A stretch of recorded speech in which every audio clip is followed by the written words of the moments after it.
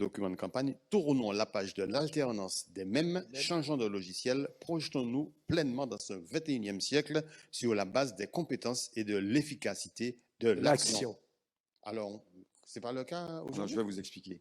Depuis 40 ans, le pouvoir à la Martinique est confisqué par les mêmes. Un coup, c'est le PPM, un coup, c'est le MIM. Toujours les populistes, mais un coup le PPM, un coup le MIM. Confisqué, c'est les électeurs qui choisissent. Oui, mais confisqué parce que les électeurs choisissent toujours l'un des deux. Vous ne l'avez pas confisqué, qu'ils se sont appropriés. C'est une forme de confiscation. En tout cas, c'est un constat. Prenez-le comme tel.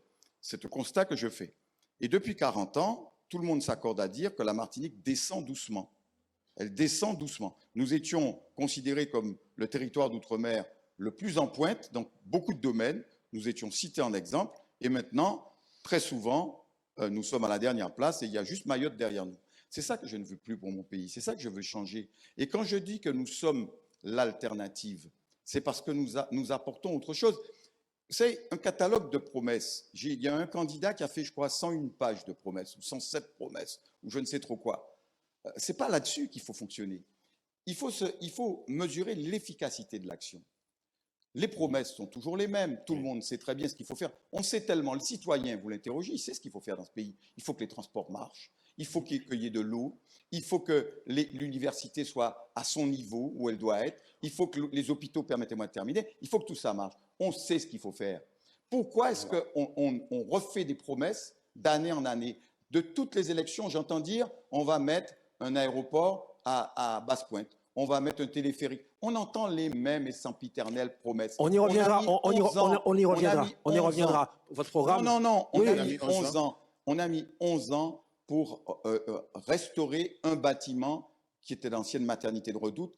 11 ans. Vous vous rendez compte? Tout ça, ce sont des constats d'échec. C'est ça que je veux changer. Je veux mettre de l'efficacité dans l'action et de la transparence. Plus les copains qu'on place, plus la famille qu'on place, mais en fonction du mérite.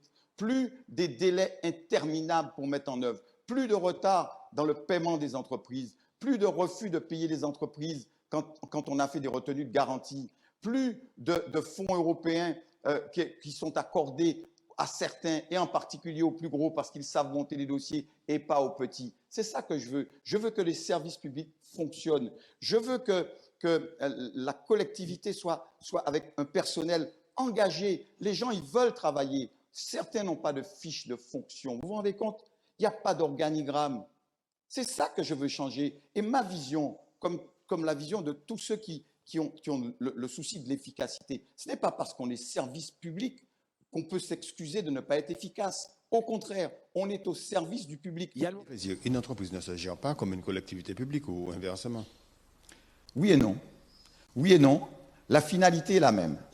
La finalité, c'est de rendre un service. D'un côté, le service, il est payant.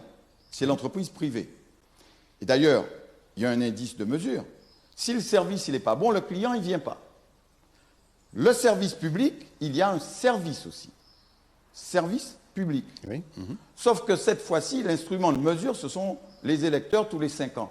Et si on n'ouvre pas les yeux aux électeurs, si on ne leur dit pas, mais celui-ci, il a été un mauvais dirigeant, celui-là, il n'a pas donné les résultats, c'est le même qui vient vous faire les promesses aujourd'hui, c'est le même qui redit les mêmes choses.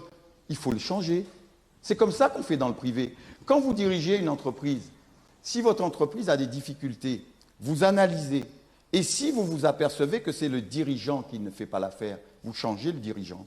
Eh bien, les électeurs martiniquais doivent se comporter comme un conseil d'administration et doivent licencier ceux qui ont échoué. En d'autres termes, et c'est la bonne raison de voter pour moi, ou vous votez pour le passé, et l'un et l'autre, la partie de ping-pong qui se termine mal, ou vous mettez un nouveau joueur parce que vous pensez que autour des valeurs que je défends, les gens que j'ai rassemblés, la jeunesse de cette liste que j'ai rassemblée, la qualité des élus que j'ai avec moi, Sylvia Saïsoutane, Karine Mousseau, Diane Montrose, Marinette Torpille, ce sont des gens qui n'ont pas démérité. On les a identifiés comme étant ceux qui étaient les plus actifs et les plus performants dans cette collectivité.